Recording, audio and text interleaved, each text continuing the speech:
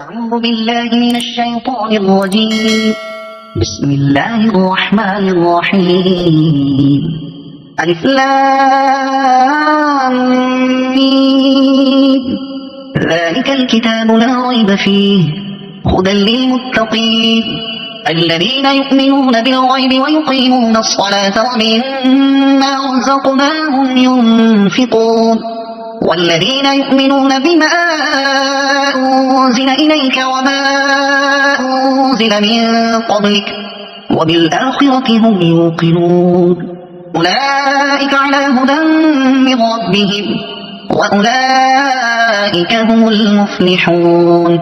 إن الذين كفروا سواء عليهم أأنذرتهم أم لم تنذرهم لا يؤمنون. ختم الله على قلوبهم وعلى سمعهم وعلى أبصارهم غشاوة ولهم عذاب عظيم. ومن الناس من يقول آمنا بالله وباليوم الآخر وما هم بمؤمنين يخادعون الله والذين آمنوا وما يخدعون إلا أنفسهم وما يشعرون. في قلوبهم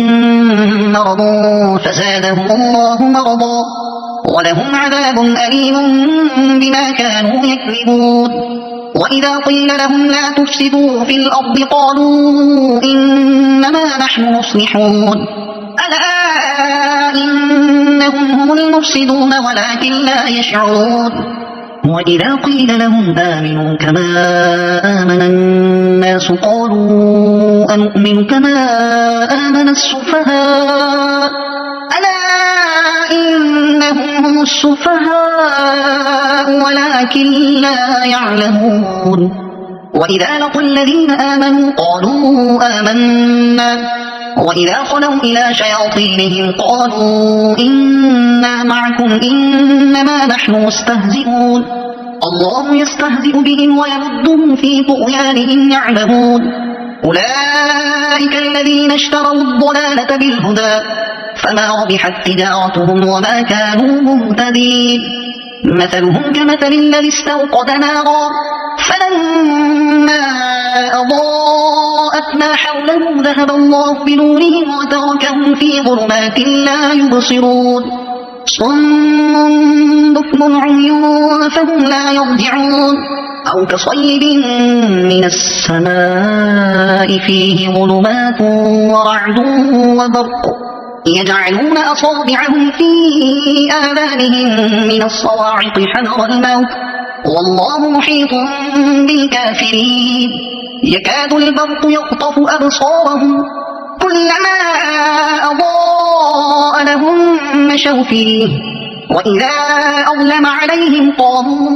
ولو شاء الله لذهب بسمعهم وأبصارهم إن الله على كل شيء قدير. يا أيها الناس اعبدوا ربكم الذي خلقكم والذين من قبلكم لعلكم تتقون الذي جعل لكم الأرض فراشا والسماء بناء وأنزل من السماء ماء فأخرج به من الثمرات رزقا لكم فلا تجعلوا لله أندادا وأنتم تعلمون. وإن كنتم في ريب مما نزلنا على عبدنا فأتوا بسورة من مثله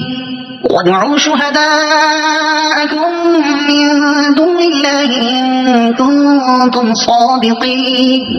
فإن لم تفعلوا ولن تفعلوا فاتقوا النار التي وقودها الناس والحجارة أعدت للكافرين. وبشر الذين آمنوا وعملوا الصالحات أن لهم جنات تجري من تحتها الأنهار كلما رزقوا منها من ثمرة رزقا قالوا هذا الذي رزقنا من قبل وأتوا به متشابها ولهم فيها أزواج مطهرة وهم فيها خالدون. إن الله لا يستحيي أن يضرب مثلا ما بعوضة فما فوقها فأما الذين آمنوا فيعلمون أنه الحق من ربهم، وأما الذين كفروا فيقولون ماذا أراد الله بهذا مثلا يضل به كثيرا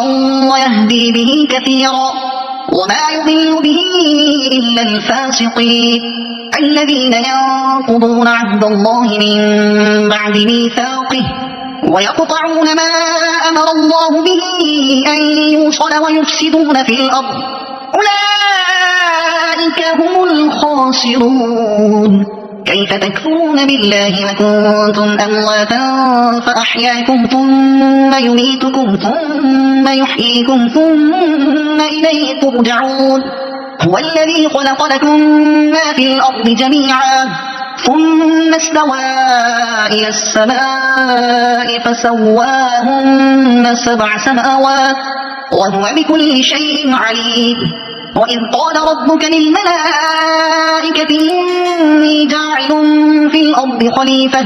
قالوا أتجعل فيها من يفسد فيها ويسفك الدماء ونحن نسبح بحمدك ونقدس لك قال إني أعلم ما لا تعلمون. وعلم آدم الأسماء كلها ثم عرضهم على الملائكة فقال أنبئوني بأسماء هؤلاء إن كنتم صادقين. قالوا سبحانك لا علم لنا إلا ما علمتنا إنك أنت العليم الحكيم. قال يا آدم أنبئهم بأسمائهم فلما أنبأهم بأسمائهم قال ألم أقل لكم إني أعلم غيب السماوات والأرض وأعلم ما تبدون وما كنتم تكتمون. وإذ قلنا للملائكة اسجدوا لآدم فسجدوا إلا إبليس أبى واستكبر وكان من الكافرين. وقلنا يا آدم اسكن أنت وزوجك الجنة وكلا منها رغدا حيث شئتما ولا تقربا هذه الشجرة فتكونا من الظالمين. فأزلهما الشيطان عنها فأخرجهما مما كانا فيه وقلنا اهبطوا بعضكم لبعض عدو ولكم في الأرض مستقر ومتاع إلى حين. فتلقى آدم من ربه كلمات فتاب عليه إنه هو التواب الرحيم. قلنا اهبطوا منها جميعا فإما يأتينكم مني هدى فمن تبع هداي فلا خوف عليهم ولا هم يحزنون. والذين كفروا وكذبوا بآياتنا أولئك أصحاب النار هم فيها خالدون. يا بني إسرائيل اذكروا نعمتي التي أنعمت عليكم وأوفوا بعهدي أوف بعهدكم وإياي فارهبون. وآمنوا بما أنزلت مصدقا لما معكم ولا تكونوا أول كافر به ولا تشتروا بآياتي ثمنا قليلا وإياي فاتقون. ولا تلبسوا الحق بالباطل وتكتموا الحق وأنتم تعلمون. وأقيموا الصلاة وآتوا الزكاة واركعوا مع الراكعين. أتأمرون الناس بالبر وتنسون أنفسكم وأنتم تتلون الكتاب أفلا تعقلون. واستعينوا بالصبر والصلاة وإنها لكبيرة إلا على الخاشعين الذين يظنون أنهم ملاقو ربهم وأنهم إليه راجعون. يا بني إسرائيل اذكروا نعمتي التي أنعمت عليكم وأني فضلتكم على العالمين. واتقوا يوما لا تجزي نفس عن نفس شيئا ولا يقبل منها شفاعة ولا يؤخذ منها عدل ولا هم ينصرون. وإذ نجيناكم من آل فرعون يسومونكم سوء العذاب يذبحون أبناءكم ويستحيون نساءكم وفي ذلكم بلاء من ربكم عظيم وإذ فرقنا بكم البحر فأنجيناكم وأغرقنا آل فرعون وأنتم تنظرون وإذ وعدنا موسى 40 ليلة ثم اتخذتم العجل من بعده وأنتم ظالمون ثم عفونا عنكم من بعد ذلك لعلكم تشكرون وإذ آتينا موسى الكتاب والفرقان لعلكم تهتدون وإذ قال موسى لقومه يا قوم إنكم ظلمتم أنفسكم باتخاذكم العجل فتوبوا إلى بارئكم فاقتلوا أنفسكم ذلكم خير لكم عند بارئكم فتاب عليكم إنه هو التواب الرحيم وإذ قلتم يا موسى لن نؤمن لك حتى نرى الله جهرة فأخذتكم الصاعقة وأنتم تنظرون ثم بعثناكم من بعد موتكم لعلكم تشكرون وظللنا عليكم الغمام وأنزلنا عليكم المن والسلوى كلوا من طيبات ما رزقناكم وما ظلمونا ولكن كانوا أنفسهم يظلمون وإذ قلنا ادخلوا هذه القرية فكلوا منها حيث شئتم رغدا وادخلوا الباب سجدا وقولوا حطة نغفر لكم خطاياكم وسنزيد المحسنين فبدل الذين ظلموا قولا غير الذي قيل لهم فأنزلنا على الذين ظلموا رجزا من السماء بما كانوا يفسقون وإذ استسقى موسى لقومه فقلنا اضرب بعصاك الحجر فانفجرت منه 12 عينا قد علم كل أناس مشربهم كلوا واشربوا من رزق الله ولا تعثوا في الأرض مفسدين وإذ قلتم يا موسى لن نصبر على طعام واحد فادع لنا ربك يخرج لنا مما تنبت الأرض من بقلها وقثائها وفومها وعدسها وبصلها قال أتستبدلون الذي هو أدنى بالذي هو خير اهبطوا مصرا فإن لكم ما سألتم وضربت عليهم الذلة والمسكنة وباءوا بغضب من الله ذلك بأنهم كانوا يكفرون بآيات الله ويقتلون النبيين بغير الحق ذلك بما عصوا وكانوا يعتدون إن الذين آمنوا والذين هادوا والنصارى والصابئين من آمن بالله واليوم الآخر وعمل صالحا فلهم أجرهم عند ربهم ولا خوف عليهم ولا هم يحزنون وإذ أخذنا ميثاقكم ورفعنا فوقكم الطور خذوا ما آتيناكم بقوة واذكروا ما فيه لعلكم تتقون ثم توليتم من بعد ذلك فلولا فضل الله عليكم ورحمته لكنتم من الخاسرين ولقد علمتم الذين اعتدوا منكم في السبت فقلنا لهم كونوا قردة خاسئين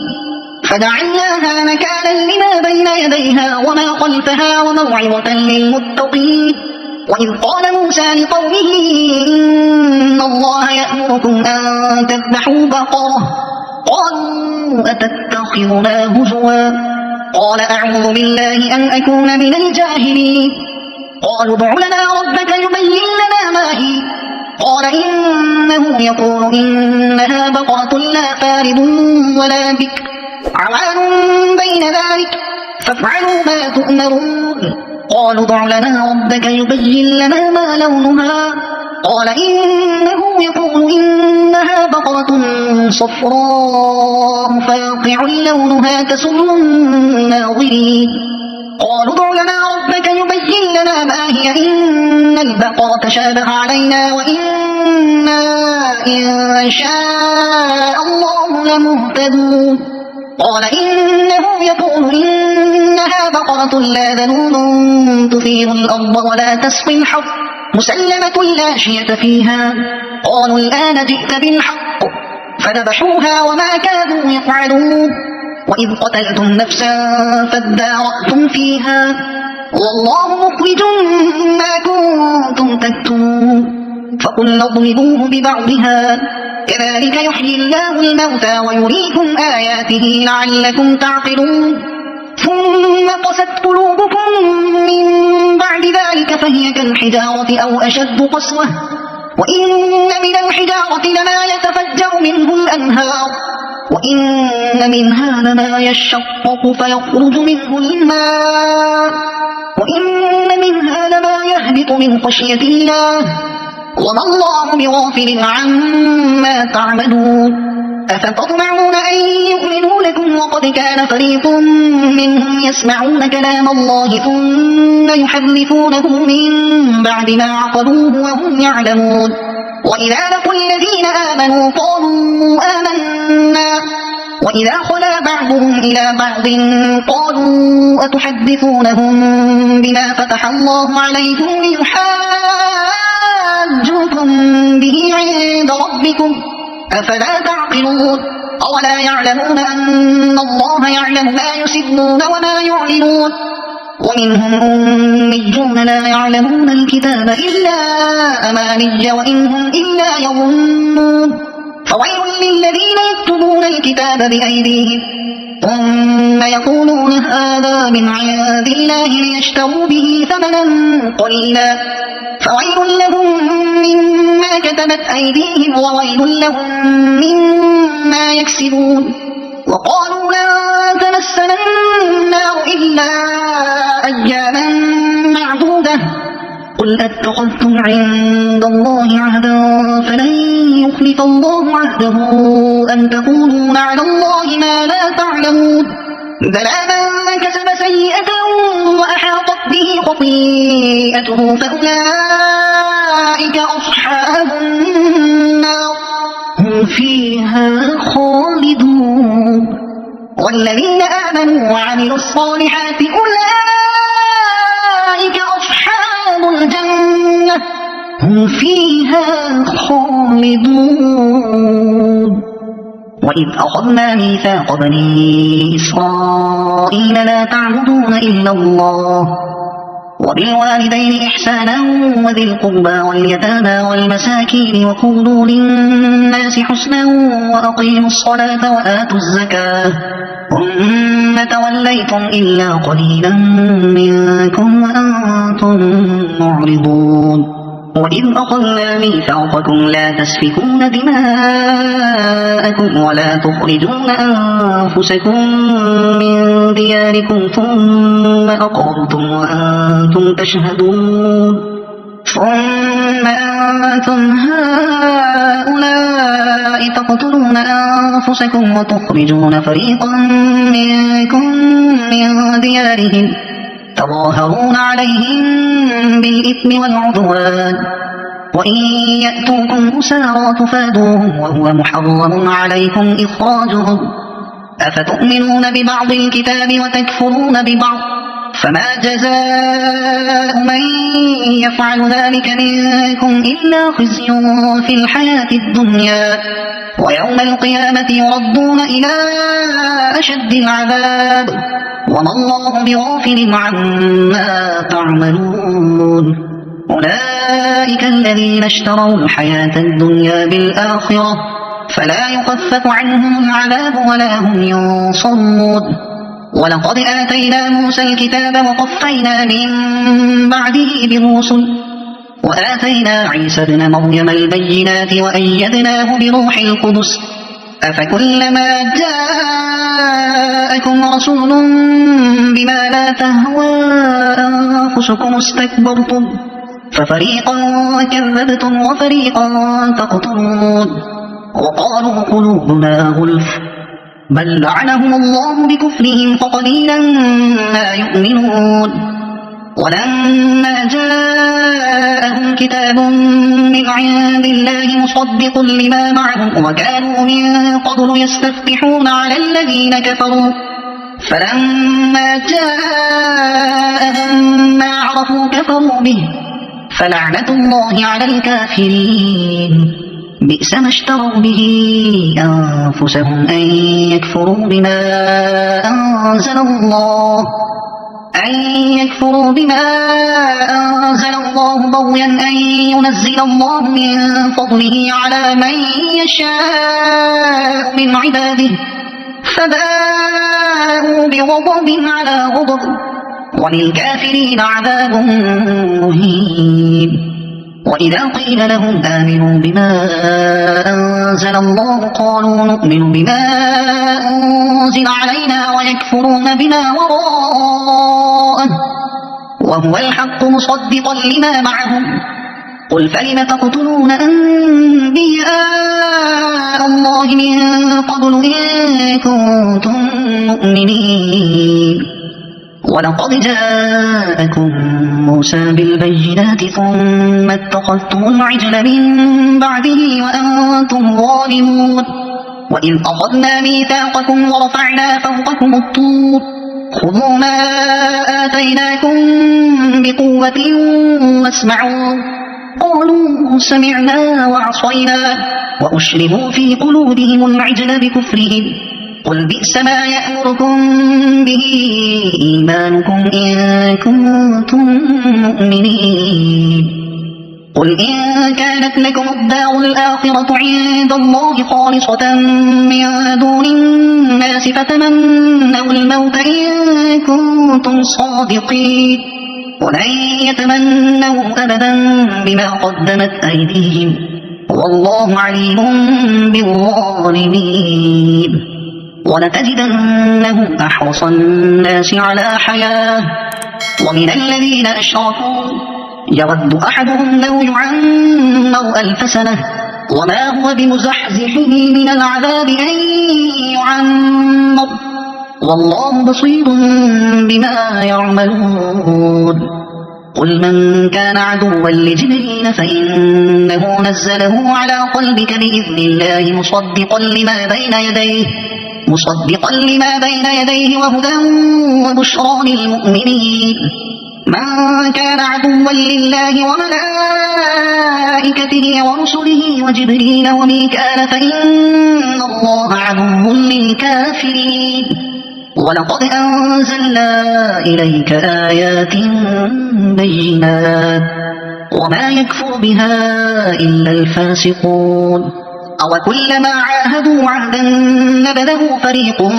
منهم بل أكثرهم لا يؤمنون. ولما جاءهم رسول من عند الله مصدق لما معهم نبذ فريق من الذين أوتوا كتاب الله وراء ظهورهم كأنهم لا يعلمون.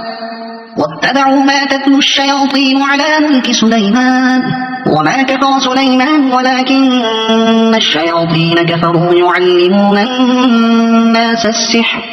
وما أنزل على الملكين ببابل هاروت وماروت وما يعلمان من أحد حتى يقولا إنما نحن فتنة فلا تكفر فيتعلمون منهما ما يفرقون به بين المرء وزوجه وما هم بضارين به من أحد إلا بإذن الله ويتعلمون ما يضرهم ولا ينفعهم ولقد علموا لمن اشتراه ما له في الآخرة من خلاق ولبئس ما شروا به أنفسهم لو كانوا يعلمون. ولو أنهم آمنوا واتقوا لمثوبة من عند الله خير لو كانوا يعلمون. يا أيها الذين آمنوا لا تقولوا راعنا وقولوا انظرنا واسمعوا وللكافرين عذاب أليم. ما يود الذين كفروا من أهل الكتاب ولا المشركين أن ينزل عليكم من خير من ربكم والله يختص برحمته من يشاء والله ذو الفضل العظيم ما ننسخ من آية أو ننسها نأت بخير منها أو مثلها ألم تعلم أن الله على كل شيء قدير ألم تعلم أن الله له ملك السماوات والأرض وما لكم من دون الله من ولي ولا نصير أم تريدون أن تسألوا رسولكم كما سئل موسى من قبل ومن يتبدل الكفر بالإيمان فقد ضل سواء السبيل ود كثير من أهل الكتاب لو يردونكم من بعد إيمانكم كفارا حسدا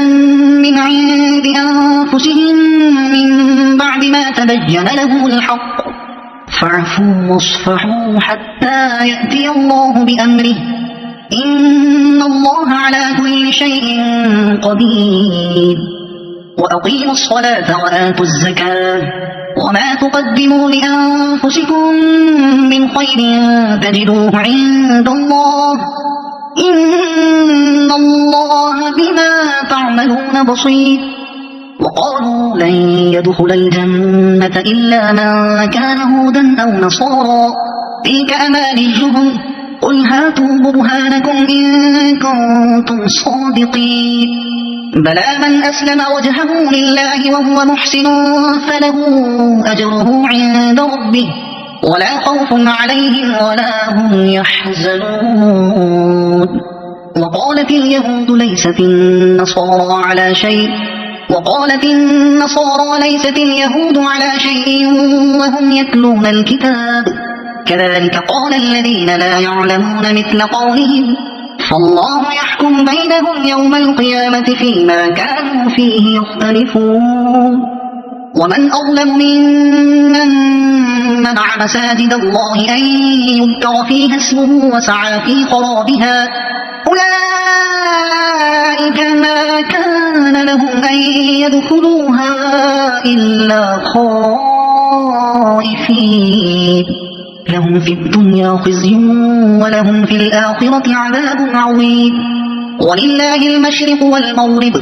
فأينما تولوا فثم وجه الله إن الله واسع عليم وقالوا اتخذ الله ولدا سبحانه بل له ما في السماوات والأرض كل له قانتون بديع السماوات والأرض وإذا قضى أمرا فإنما يقول له كن فيكون وقال الذين لا يعلمون لولا يكلمنا الله أو تأتينا آية كذلك قال الذين من قبلهم مثل قولهم تشابهت قلوبهم قد بينا الآيات لقوم يوقنون إنا أرسلناك بالحق بشيرا ونذيرا ولا تسأل عن أصحاب الجحيم ولن ترضى عنك اليهود ولا النصارى حتى تتبع ملتهم قل إن هدى الله هو الهدى ولئن اتبعت أهواءهم بعد الذي جاءك من العلم ما لك من الله من ولي ولا نصير الذين آتيناهم الكتاب يتلونه حق تلاوته أولئك يؤمنون به ومن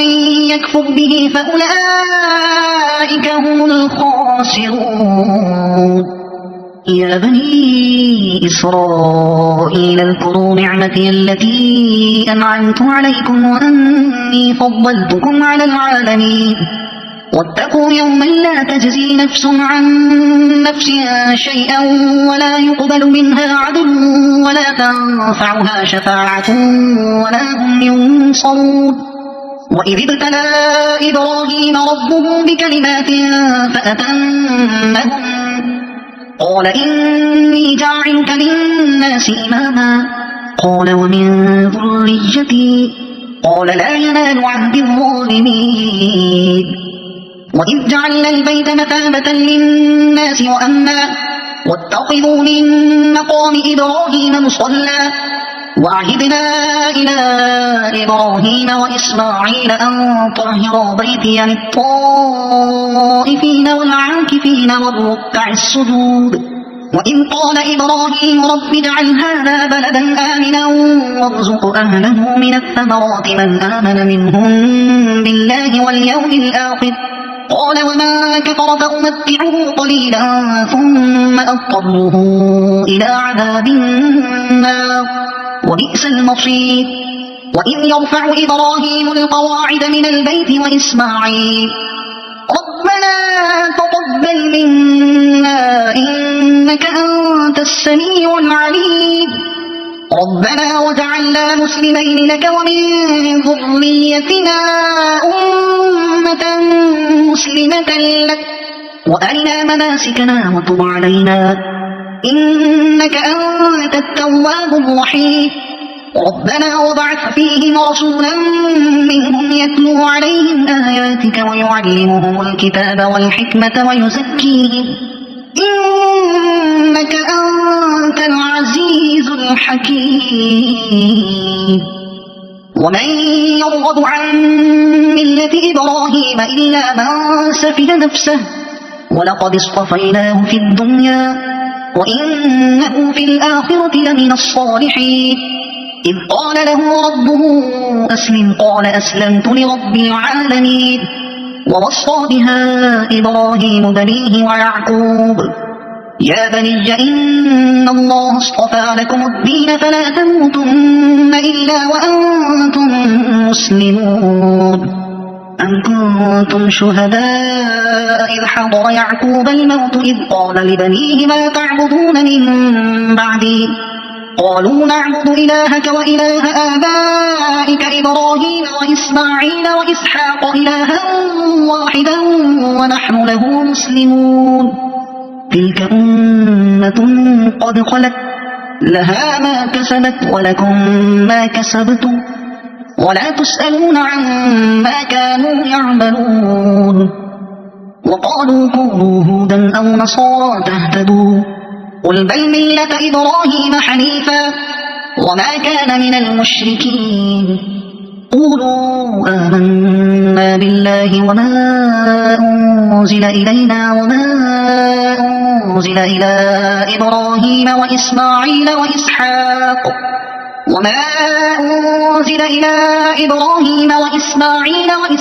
ويعقوب والأسباط وما أوتي موسى وعيسى وما أوتي النبيون من ربهم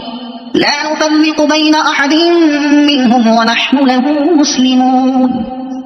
فإن آمنوا بمثل ما آمنتم به فقد اهتدوا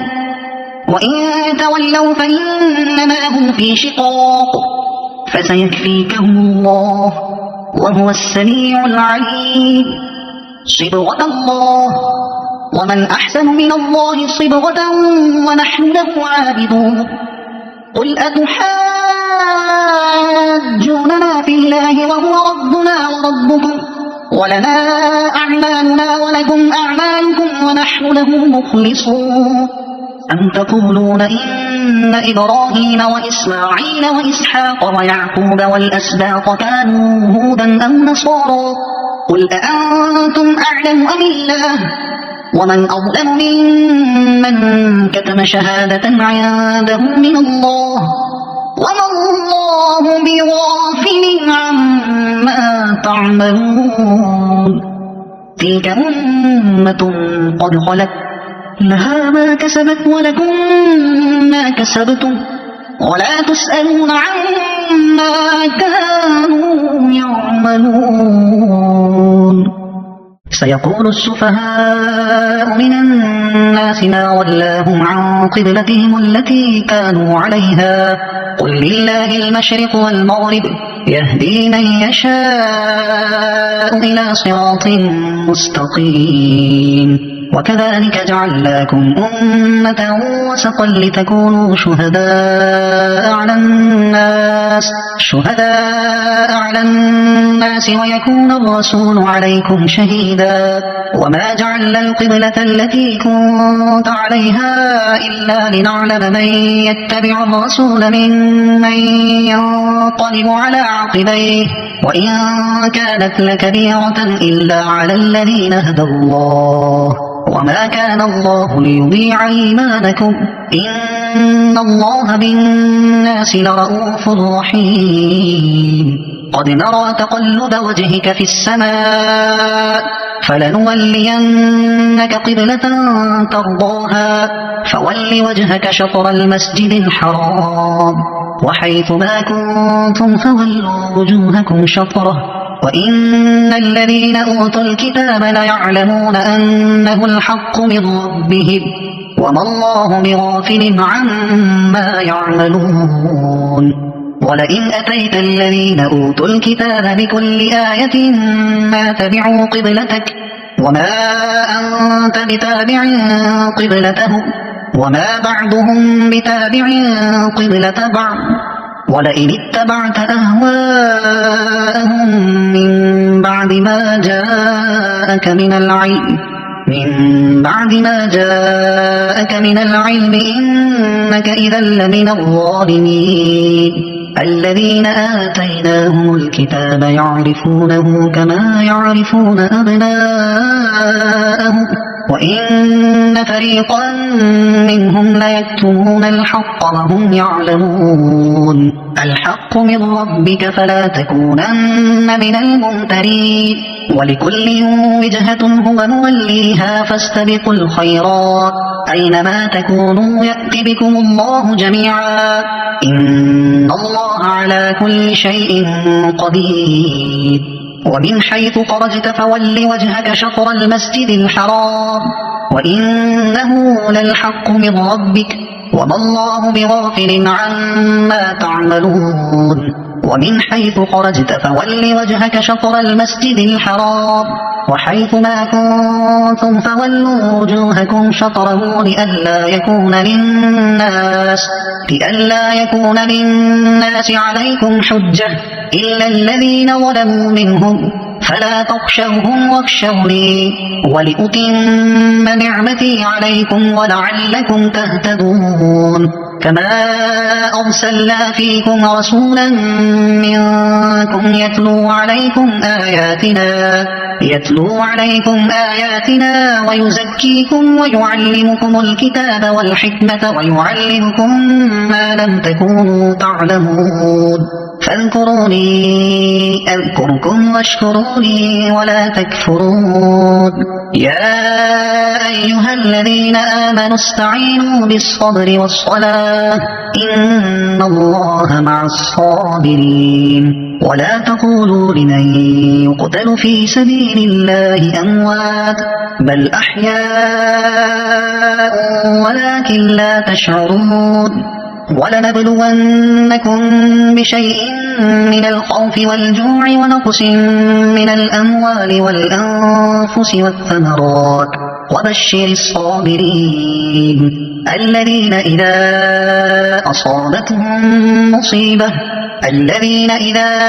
أصابتهم مصيبة قالوا إنا لله وإنا إليه راجعون أولئك عليهم صلوات من ربهم ورحمة وأولئك هم المهتدون إن الصفا والمروة من شعائر الله فمن حج البيت أو اعتمر فلا جناح عليه أن يطوف بهما ومن تطوع خيرا فإن الله شاكر عليم إن الذين يكتمون ما أنزلنا من البينات والهدى من بعد ما بيناه للناس في الكتاب أولئك يلعنهم الله ويلعنهم اللاعنون إلا الذين تابوا وأصلحوا وبينوا فأولئك أتوب عليهم وأنا التواب الرحيم إن الذين كفروا وماتوا وهم كفار أولئك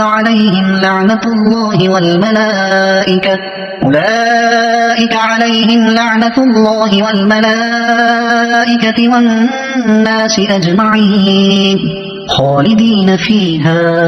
لا يخفف عنهم العذاب ولا هم ينظرون وإلهكم إله واحد لا إله إلا هو الرحمن الرحيم إن في خلق السماوات والأرض واختلاف الليل والنهار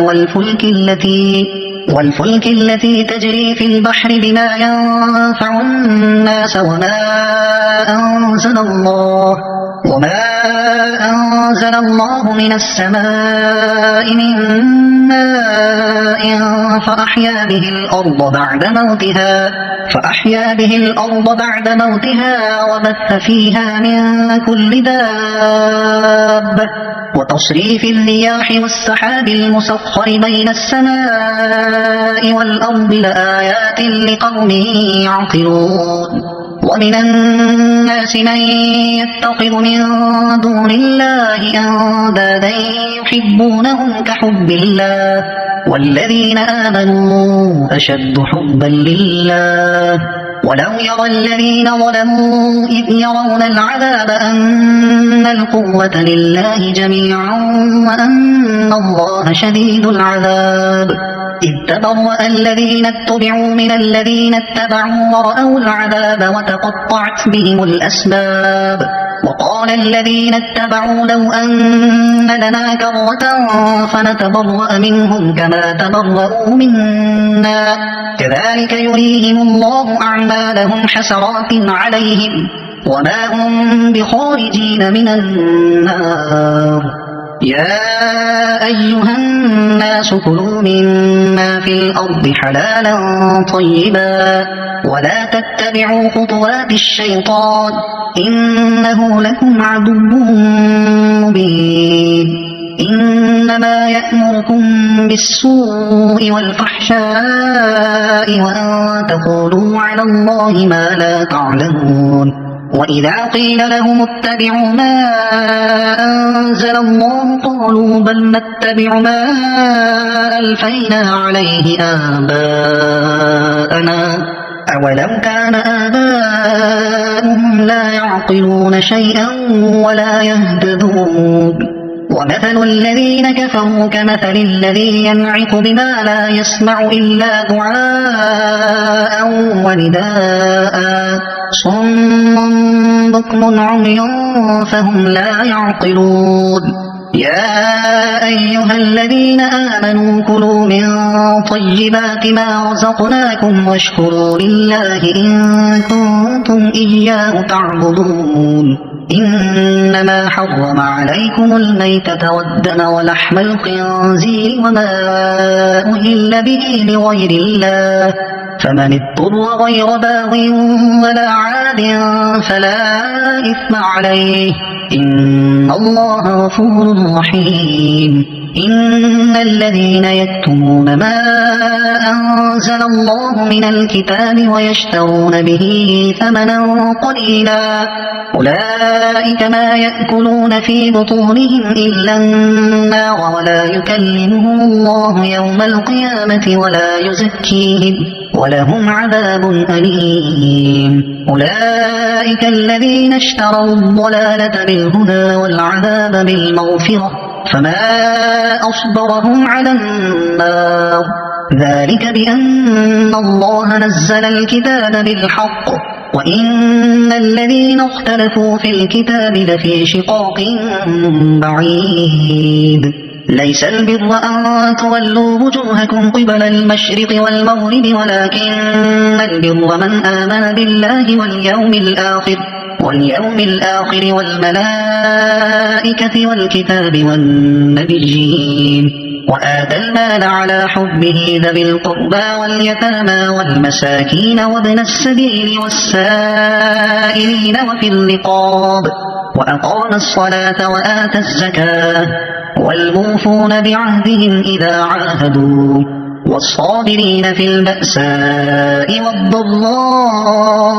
وحين البأس أولئك الذين صدقوا وأولئك هم المتقون. يا أيها الذين آمنوا كتب عليكم القصاص في القتلى الحر بالحر والعبد بالعبد والأنثى بالأنثى فمن عفي له من أخيه شيء فاتباع بالمعروف وأداء إليه بإحسان ذلك تخفيف من ربكم ورحمة فمن اعتدى بعد ذلك فله عذاب أليم. ولكم في القصاص حياة يا أولي الألباب لعلكم تتقون. كتب عليكم إذا حضر أحدكم الموت إن ترك خيرا الوصية للوالدين والأقربين بالمعروف حقا على المتقين. فمن بدله بعدما سمعه فإنما إثمه على الذين يبدلونه إن الله سميع عليم. فمن خاف من موص جنفا أو إثما فأصلح بينهم فلا إثم عليه إن الله غفور رحيم. يا أيها الذين آمنوا كتب عليكم الصيام كما كتب على الذين من قبلكم لعلكم تتقون أياما معدودات فمن كان منكم مريضا أو على سفر فعدة من أيام أخر وعلى الذين يطيقونه فدية طعام مسكين فمن تطوع خيرا فهو خير له وأن تصوموا خير لكم إن كنتم تعلمون. شهر رمضان الذي أنزل فيه القرآن هدى للناس وبينات من الهدى والفرقان فمن شهد منكم الشهر فليصم ومن كان مريضا أو على سفر فعدة من أيام أخر يريد الله بكم اليسر ولا يريد بكم العسر ولتكملوا العدة ولتكبروا الله على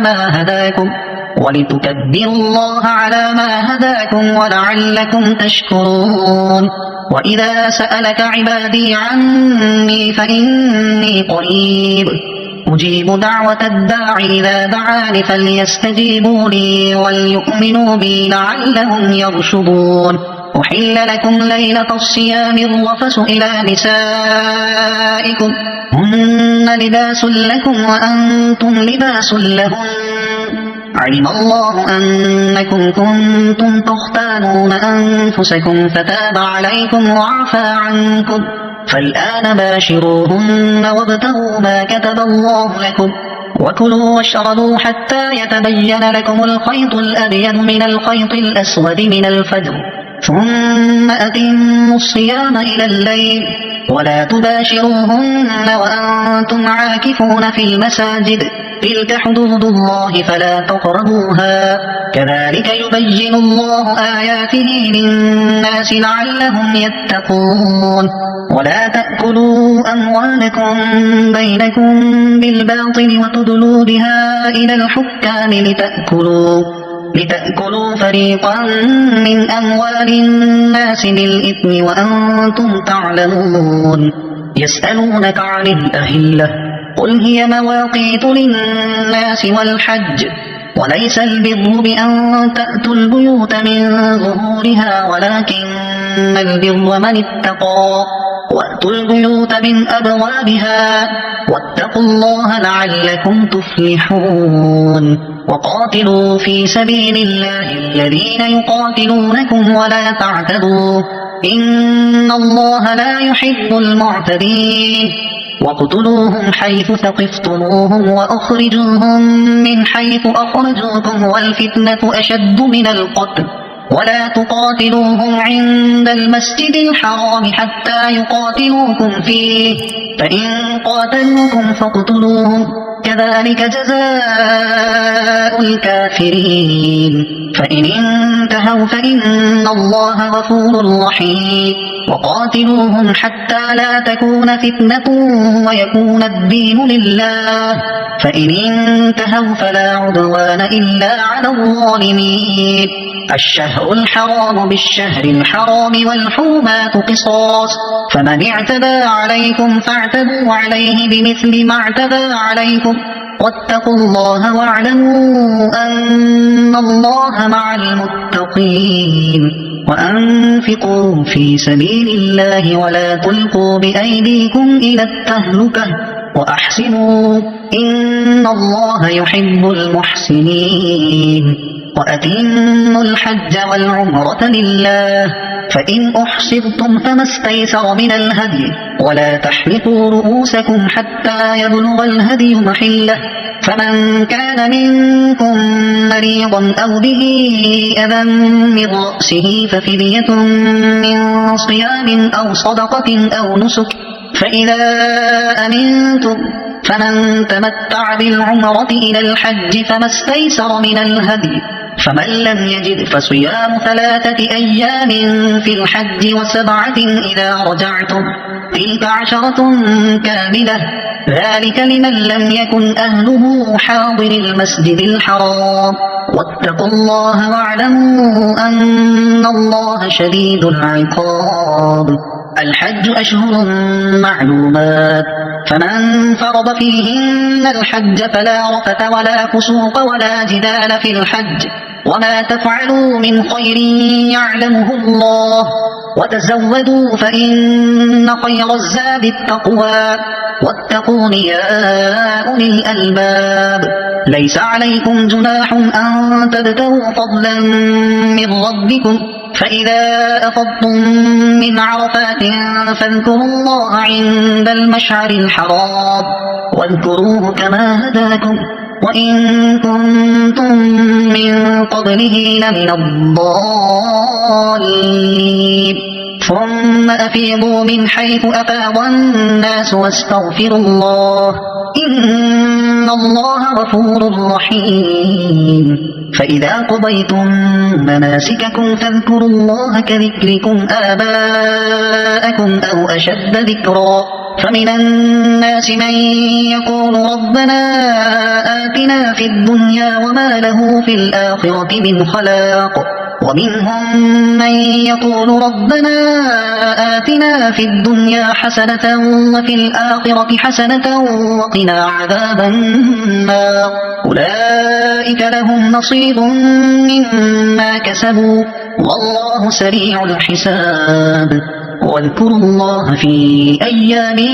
معدودات فمن تعجل في يومين فلا إثم عليه ومن تأخر فلا إثم عليه لمن اتقى واتقوا الله واعلموا أنكم إليه تحشرون ومن الناس من يعجبك قوله في الحياة الدنيا ويشهد الله على ما في قلبه وهو ألد الخصام وإذا تولى سعى في الأرض ليفسد فيها ويهلك الحرث والنسل والله لا يحب الفساد وإذا قيل له اتق الله أخذته العزة بالإثم فحسبه جهنم ولبئس المهاد ومن الناس من يشري نفسه ابتغاء مرضات الله والله رؤوف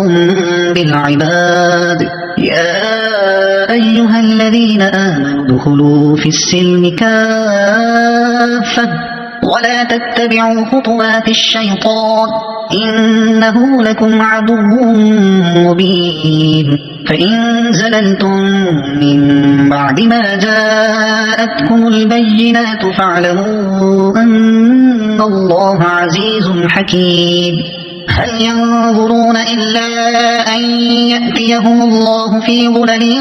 من الغمام والملائكة وقضي الأمر وإلى الله ترجع الأمور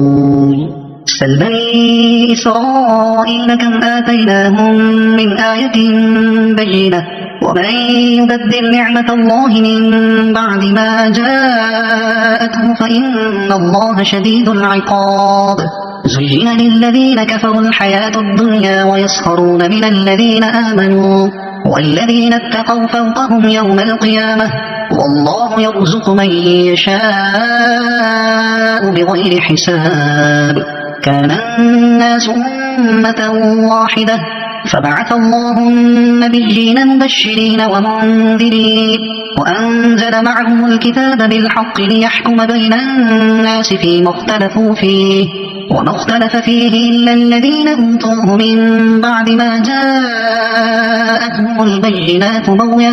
بينهم فهدى الله الذين آمنوا لما اختلفوا فيه من الحق بإذنه والله يهدي من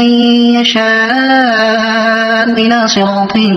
مستقيم أم حسبتم أن تدخلوا الجنة ولما يأتكم مثل الذين خلوا من قبلكم مستهم البأساء والضراء وزلزلوا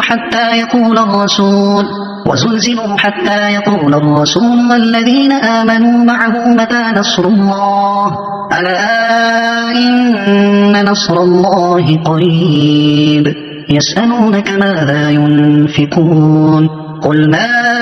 أنفقتم من خير فللوالدين والأقربين واليتامى والمساكين وابن السبيل وما تفعلوا من خير فإن الله به عليم كتب عليكم القتال وهو كره لكم وعسى أن تكرهوا شيئا وهو خير لكم وعسى أن تحبوا شيئا وهو شر لكم والله يعلم وأنتم لا تعلمون يسألونك عن الشهر الحرام قتال فيه قل قتال فيه كبير وصد عن سبيل الله وكفر به والمسجد الحرام وإخراج أهله منه أكبر عند الله والفتنة أكبر من القتل ولا يزالون يقاتلونكم حتى يردوكم عن دينكم إن استطاعوا ومن يرتد منكم عن دينه فيمت وهو كافر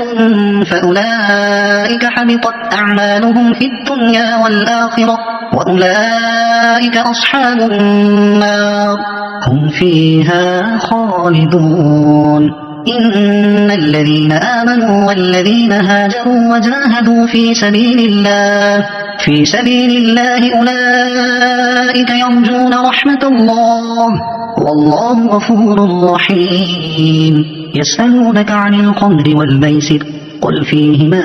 إثم كبير ومنافع للناس وإثمهما أكبر من نفعهما ويسألونك ماذا ينفقون قل العفو كذلك يبين الله لكم الآيات لعلكم تتفكرون في الدنيا والآخرة ويسألونك عن اليتامى قل إصلاح لهم خير وإن تخالطوهم فإخوانكم والله يعلم المفسد من المصلح ولو شاء الله لأعنتكم إن الله عزيز حكيم ولا تنكحوا المشركات حتى يؤمنوا ولأمة مؤمنة خير من مشركة ولو أعجبتكم ولا تنكحوا المشركين حتى يؤمنوا ولعبد مؤمن خير من مشرك ولو أعجبكم أولئك يدعون إلى النار والله يدعو إلى الجنة والمغفرة بإذنه ويبين آياته للناس لعلهم يتذكرون ويسألونك عن المحيض قل هو أذى فاعتزلوا النساء في المحيض ولا تقربوهن حتى يطهرن فإذا تطهرن فأتوهن من حيث أمركم الله إن الله يحب التوابين ويحب المتطهرين نساؤكم حرث لكم فأتوا حرثكم أنى شئتم وقدموا لأنفسكم واتقوا الله واعلموا أنكم ملاقوه وبشر المؤمنين ولا تجعلوا الله عرضة لأيمانكم أن تبروا وتتقوا وتصلحوا بين الناس والله سميع عليم لا يؤاخذكم الله باللغو في أيمانكم ولكن يؤاخذكم بما كسبت قلوبكم والله غفور حليم للذين يؤلون من نسائهم تربص 4 أشهر فإن فاءوا فإن الله غفور رحيم وإن عزلوا الطلاق فإن الله سميع عليم والمطلقات يتربصن بأنفسهن 3 قروء ولا يحل لهن أن يكتمن ما خلق الله في أرحامهن إن كن يؤمن بالله واليوم الآخر وبعولتهن أحق بردهن في ذلك إن أرادوا إصلاحا ولهن مثل الذي عليهن بالمعروف وللرجال عليهن درجة والله عزيز حكيم الطلاق 2 فإمساك بمعروف أو تسريح بإحسان ولا يحل لكم أن تأخذوا مما آتيتموهن شيئا إلا أن يخافا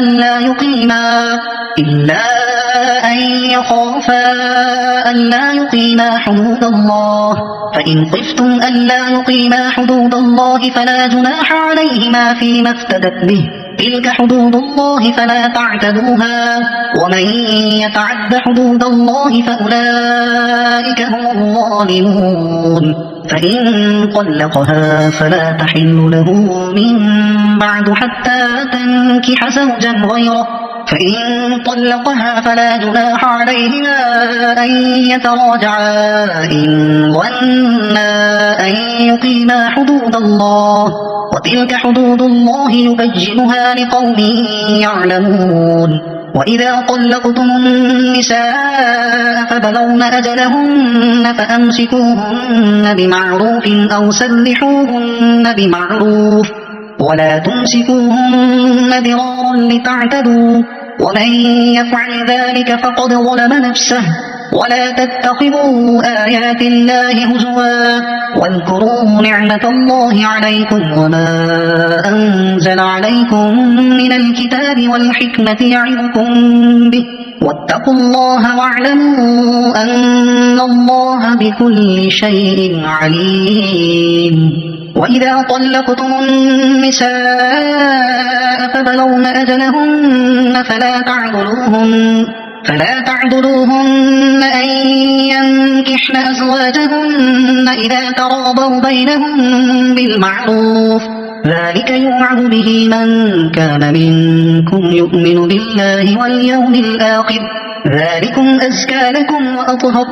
والله يعلم وأنتم لا تعلمون والوالدات يرضعن أولادهن حولين كاملين لمن أراد أن يتم الرضاعة وعلى المولود له رزقهن وكسوتهن بالمعروف لا تكلف نفس إلا وسعها لا تضار والدة بولدها ولا مولود له بولده وعلى الوارث مثل ذلك فإن أرادا فصالا عن تراض منهما وتشاور فلا جناح عليهما وإن أردتم أن تسترضعوا أولادكم فلا جناح عليكم إذا سلمتم ما آتيتم بالمعروف واتقوا الله واعلموا أن الله بما تعملون بصير والذين يتوفون منكم ويذرون أزواجا يتربصن بأنفسهن 4 أشهر وعشرا فإذا بلغن أجلهن فلا جناح عليكم فيما فعلن في أنفسهن بالمعروف والله بما تعملون خبير ولا جناح عليكم فيما عرضتم به من خطبة النساء أو أكننتم في أنفسكم علم الله أنكم ستذكرونهن ولكن لا تواعدوهن سرا إلا أن تقولوا قولا معروفا ولا تعزموا عقدة النكاح حتى يبلغ الكتاب أجله واعلموا أن الله يعلم ما في أنفسكم فاحذروه واعلموا أن الله غفور حليم لا جناح عليكم إن طلقتم النساء ما لم تمسوهن أو تفرضوا لهن فريضة ومتعوهن على الموسع قدره وعلى المقتر قدره متاعا بالمعروف حقا على المحسنين وإن طلقتموهن من قبل أن تمسوهن وقد فرضتم لهن فريضة فنصف ما فرضتم إلا أن يعفون أو يعفو الذي بيده عقدة النكاح وأن تعفوا أقرب للتقوى ولا تنسوا الفضل بينكم إن الله بما تعملون بصير حافظوا على الصلوات والصلاة الوسطى وقوموا لله قانتين فإن خفتم فرجالا أو ركبانا فإذا أمنتم فاذكروا الله كما علمكم ما لم تكونوا تعلمون والذين يتوفون منكم ويذرون أزواجا وصية لأزواجهم متاعا إلى الحول غير إخراج فإن خرجن فلا جناح عليكم فيما فعل في أنفسهن من معروف والله عزيز حكيم وللمطلقات متاع بالمعروف حقا على المتقين كذلك يبين الله لكم آياته لعلكم تعقلون ألم تر إلى الذين خرجوا من ديارهم وهم ألوف حذر الموت فقال لهم الله موتوا ثم أحياهم إن الله لذو فضل على الناس ولكن أكثر الناس لا يشكرون وقاتلوا في سبيل الله واعلموا أن الله سميع عليم من ذا الذي يقرض الله قرضا حسنا فيضاعفه له أضعافا كثيرة والله يقبض ويبسط وإليه ترجعون ألم تر إلى الملأ من بني إسرائيل من بعد موسى إذ قالوا لنبي له ابعث لنا ملكا نقاتل في سبيل الله قال هل عسيتم إن كتب عليكم القتال ألا تقاتلوا قالوا وما لنا ألا نقاتل في سبيل الله وقد أخرجنا من ديارنا وأبنائنا فلما كتب عليهم القتال تولوا إلا قليلا منهم والله عليم بالظالمين وقال لهم نبيهم إن الله قد بعث لكم طالوت ملكا قالوا أنى يكون له الملك علينا ونحن أحق بالملك منه ولم يؤت سعة من المال قال إن الله اصطفاه عليكم وزاده بسطة في العلم والجسم والله يؤتي ملكه من يشاء والله واسع عليم وقال لهم نبيهم إن آية ملكه أن يأتيكم التابوت فيه سكينة من ربكم وبقية مما ترك آل موسى وآل هارون تحمله الملائكة إن في ذلك لآية لكم إن كنتم مؤمنين فلما فصل طالوت بالجنود قال إن الله مبتليكم بنهر فمن شرب منه فليس مني ومن لم يطعمه فإنه مني إلا من اغترف غرفة بيده فشربوا منه إلا قليلا منه فلما جاوزه هو والذين آمنوا معه قالوا لا طاقة لنا اليوم بجالوت وجنوده قال الذين يظنون أنهم ملاقو الله كم من فئة قليلة غلبت فئة كثيرة بإذن الله والله مع الصابرين. ولما برزوا لجالوت وجنوده قالوا ربنا أفرغ علينا صبرا وثبت أقدامنا وانصرنا على القوم الكافرين. فهزموهم بإذن الله وقتل داود جالوت وآتاه الله الملك والحكمة وعلمه مما يشاء ولولا دفع الله الناس بعضهم ببعض لفسدت الأرض ولكن الله ذو فضل على العالمين. تلك آيات الله نتلوها عليك بالحق وإنك لمن المرسلين. تلك الرسل فضلنا بعضهم على بعض منهم من كلم الله ورفع بعضهم درجات وآتينا عيسى ابن مريم البينات وأيدناه بروح القدس ولو شاء الله ما اقتتل الذين من بعدهم من بعد ما جاءتهم البينات ولكن اختلفوا فمنهم من آمن ومنهم من كفر ولو شاء الله ما اقتتلوا ولكن الله يفعل ما يريد. يا أيها الذين آمنوا أنفقوا مما رزقناكم من قبل أن يأتي يوم لا بيع فيه ولا خلة ولا شفاعة والكافرون هم الظالمون. الله لا إله إلا هو الحي القيوم لا تأخذه سنة ولا نوم له ما في السماوات وما في الأرض من ذا الذي يشفع عنده إلا بإذنه يعلم ما بين أيديهم وما خلفهم ولا يحيطون بشيء من علمه إلا بما شاء وسع كرسيه السماوات والأرض ولا يؤوده حفظهما وهو العلي العظيم. لا إكراه في الدين قد تبين الرشد من الغي فمن يكفر بالطاغوت ويؤمن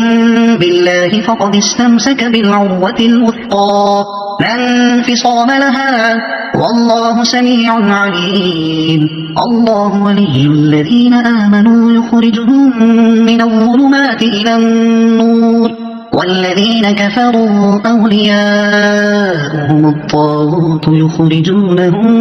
من النور إلى الظلمات أولئك أصحاب النار هم فيها خالدون. ألم تر إلى الذي حاج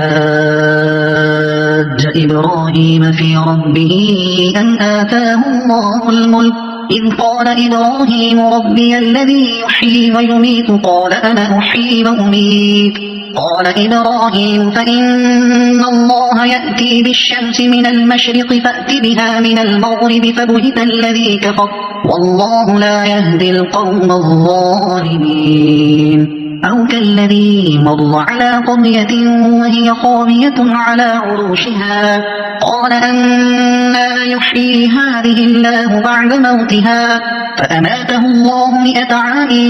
ثم بعثه قال كم لبثت قال لبثت يوما أو بعض يوم قال بل لبثت 100 عام فانظر إلى طعامك وشرابك لم يتسنه وانظر إلى حمارك ولنجعلك آية للناس وانظر إلى العظام كيف ننشزها ثم نكسوها لحما فلما تبين له قال أعلم أن الله على كل شيء قدير. وإذ قال إبراهيم رب أرني كيف تحيي الموتى قال أولم تؤمن قال بلى ولكن ليطمئن قلبي قال فخذ 4 من الطير فصرهن إليك ثم اجعل على كل جبل منهن جزءا ثم ادعهن يأتينك سعيا واعلم أن الله عزيز حكيم مثل الذين ينفقون أموالهم في سبيل الله كمثل حبة أنبتت 7 سنابل في كل سنبلة 100 حبة والله يضاعف لمن يشاء والله واسع عليم الذين ينفقون أموالهم في سبيل الله ثم لا يتبعون ما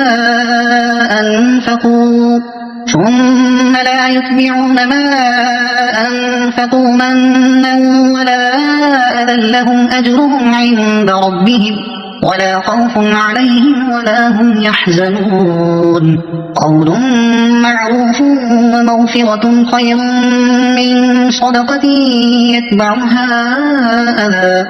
والله غني حليم يا أيها الذين آمنوا لا تبطلوا صدقاتكم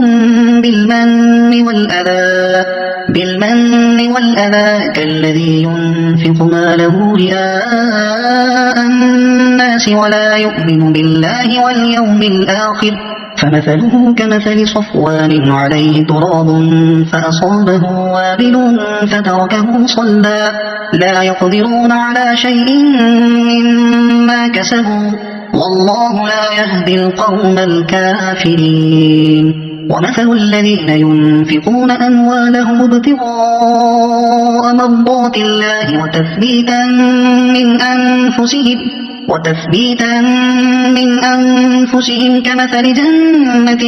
بربوة أصابها وابل فآتت أكلها ضعفين فإن لم يصبها وابل فطل والله بما تعملون بصير أيود أحدكم أن تكون له جنة من نخيل وأعناب تجري من تحتها الأنهار له فيها من كل الثمرات وأصابه الكبر وله ذرية ضعفاء فأصابها إعصار فيه نار فاحترقت كذلك يبين الله لكم الآيات لعلكم تتفكرون يا أيها الذين آمنوا أنفقوا من طيبات ما كسبتم ومما أخرجنا لكم من الأرض ولا تيمموا الخبيث منه تنفقون ولستم بآخذيه إلا أن تغمضوا فيه واعلموا أن الله غني حميد الشيطان يعدكم الفقر ويأمركم بالفحشاء والله يعدكم مغفرة منه وفضلا والله واسع عليم يؤتي الحكمة من يشاء ومن يؤت الحكمة فقد أوتي خيرا كثيرا وما يذكر إلا أولو الألباب وما أنفقتم من نفقة أو نذرتم من نذر فإن الله يعلمه وما للظالمين من أنصار إن تبدوا الصدقات فنعما هي وإن تخفوها وتؤتوها الفقراء فهو خير لكم ويكفر عنكم من سيئاتكم والله بما تعملون خبير ليس عليك هداهم ولكن الله يهدي من يشاء وما تنفقوا من خير فلأنفسكم وما تنفقون إلا ابتغاء وجه الله وما تنفقوا من خير يوفى إليكم وأنتم لا تظلمون للفقراء الذين أحصروا في سبيل الله لا يستطيعون ضربا في الأرض يحسبهم الجاهل أغنياء من التعفف تعرفهم بسيماهم لا يسألون الناس إلحافا وما تنفقوا من خير فإن الله به عليم الذين ينفقون أموالهم بالليل والنهار سرا وعلانية فلهم أجرهم عند ربهم ولا خوف عليهم ولا هم يحزنون الذين يأكلون الربا لا يقومون إلا كما يقوم الذي يتخبطه الشيطان من المس ذلك بأنهم قالوا إنما البيع مثل الربا وأحل الله البيع وحرم الربا فمن جاءه موعظة من ربه فانتهى فله ما سلف وأمره إلى الله ومن عاد فأولئك أصحاب النار هم فيها خالدون يمحق الله الربا ويربي الصدقات والله لا يحب كل كفار أثيم إن الذين آمنوا وعملوا الصالحات وأقاموا الصلاة وآتوا الزكاة لهم أجرهم عند ربهم ولا خوف عليهم ولا هم يحزنون يا أيها الذين آمنوا اتقوا الله وذروا ما بقي من الربا إن كنتم مؤمنين فإن لم تفعلوا فأذنوا بحرب من الله ورسوله وإن تبتم فلكم رؤوس أموالكم لا تظلمون ولا تظلمون وإن كان ذو عسرة فنظرة إلى ميسرة وأن تصدقوا خير لكم إن كنتم تعلمون واتقوا يوما ترجعون فيه إلى الله ثم توفى كل نفس ما كسبت وهم لا يظلمون يا أيها الذين آمنوا إذا تداينتم بدين إلى أجل مسمى فاكتبوه وليكتب بينكم كاتب بالعدل ولا يأب كاتب أن يكتب كما علمه الله فليكتب وليملل الذي عليه الحق وليتق الله ربه ولا يبخس منه شيئا فإن كان الذي عليه الحق سفيها أو ضعيفا أو لا يستطيع أن يمله فليملل وليه بالعدل واستشهدوا شهيدين من رجالكم فإن لم يكونا رجلين فرجل وامرأتان ممن ترضون من الشهداء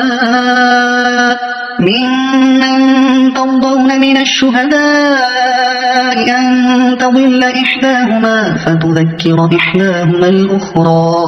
ولا يأبى الشهداء إذا ما دعوا ولا تسأموا أن تكتبوا صغيرا أو كبيرا إلى أجله ذلكم أقسط عند الله وأقوم للشهادة وأدنى ألا ترتابوا إلا أن تكون تجارة حاضرة تديرونها بينكم فليس عليكم جناح ألا تكتبوها وأشهدوا إذا تبايعتم ولا يضار كاتب ولا شهيد وإن تفعلوا فإنه فسوق بكم واتقوا الله ويعلمكم الله والله بكل شيء عليم وإن كنتم على سفر ولم تجدوا كاتبا فرهان مقبوضة فإن أمن بعضكم بعضا فليؤدي الذي اؤتمن أمانته وليتق الله ربه ولا تكتموا الشهادة ومن يكتمها فإنه آثم قلبه والله بما تعملون عليم لله ما في السماوات وما في الأرض وإن تبدوا ما في أنفسكم أو تخفوه يحاسبكم به الله فيغفر لمن يشاء ويعذب من يشاء والله على كل شيء قدير. آمن الرسول بما أنزل إليه من ربه والمؤمنون كل آمن بالله وملائكته وكتبه ورسله لا نفرق بين أحد من رسله وقالوا سمعنا وأطعنا غفرانك ربنا وإليك المصير. لا يكلف الله نفسا إلا وسعها لها ما كسبت وعليها ما اكتسبت ربنا لا تؤاخذنا إن نسينا أو أخطأنا ربنا ولا تحمل علينا إصرا كما حملته على الذين من قبلنا ربنا ولا تحملنا ما لا طاقة لنا به واعف عنا واغفر لنا وارحمنا أنت مولانا فانصرنا على القوم الكافرين. صدق الله العظيم.